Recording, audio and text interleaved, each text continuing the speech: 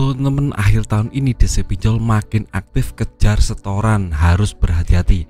Nah, video ini saya buat khusus buat warning buat teman-teman yang sekarang galbay atau galbay di pinjaman online, harus lebih berhati-hati karena akhir tahun biasanya developer akan lebih aktif menagih teman-teman, lebih datang ke rumah, lebih aktif. Biasanya 1 kali sehari, ini bisa 2 kali sehari atau 3 kali sehari menagih langsung ke rumah. Ini kenapa Bang? Nah, saya jelaskan video ini, jadi mohon simak video ini sampai habis ya teman-teman. Yang pertama, akhir tahun biasanya akan tutup buku, jadi untuk pinjaman online biasanya memaksimalkan yang namanya penagihan pinjaman online. Mereka nggak mau tutup buku dengan jumlah kredit macet yang sangat banyak sekali. Misalnya nih 5% lebih itu tidak boleh ya teman, karena akan kena sanksi OJK. Jadi untuk pinjaman online itu lebih menggalakkan lagi developernya untuk menagih ke rumah untuk tutup buku ini agar pembukuan mereka lebih aman ya teman. Untuk pinjaman online kan kita tahu developernya sangat banyak sekali ya teman, dan ini bisa menjadi indikasi kuat jika teman-teman akan ditagih langsung ke rumah. Tapi tidak semua ya teman, biasanya cuma aplikasi-aplikasi besar seperti Akulaku, Kredivo, EasyCash, Shopee PayLater itu sepertinya banyak sekali developernya yang akan datang ke rumah. Jadi teman-teman harus lebih waspada terutama untuk bulan-bulan ini. Ini kan bulan Oktober, November, Desember itu sangat bahaya sekali ya teman. Penagihannya mungkin lebih intens, mungkin lebih aktif karena developernya ya dikejar setoran mau nggak mau. Akhir tahun biasanya juga seperti itu. Bank-bank swasta nasional juga melakukannya seperti itu.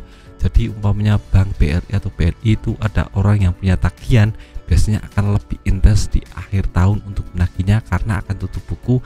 Jadi mereka kejar setoran, nggak mau yang namanya jumlah kredit macet lebih dari 5%. Jadi mereka menggenjot pendapatan, salah satunya dengan menagih secara brutal ke nasabah galbay yang sudah menunggak lama.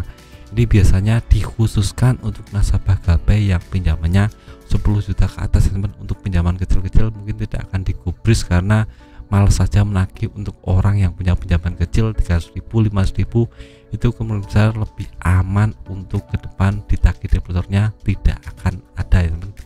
Nah, buat teman-teman nih yang punya pinjaman online besar, harap lebih berhati-hati untuk bulan-bulan ini. Saya sudah peringatkan ya teman, karena saya sudah dapat notifikasi dari developer tentang masalah ini. Jadi dia mulai hari ini akan lebih gencar lagi menagih nasabah galbay karena mau tutup buku, mau kejar setoran. Jadi harap berhati-hati. Nah, buat teman-teman yang kurang edukasi tentang masalah ditagih itu saya harus bagaimana, saya harus melakukan apa, saya sudah banyak buat video tentang cara menghadapi developer, cara menguatkan mental kita saat bertemu developer, apa-apa yang dipersiapkan itu sudah saya buat sendiri. Jadi tonton video saya yang lain akan lebih termotivasi dalam hidup. Jangan takut atau malah jangan stres frustasi menghadapi ini.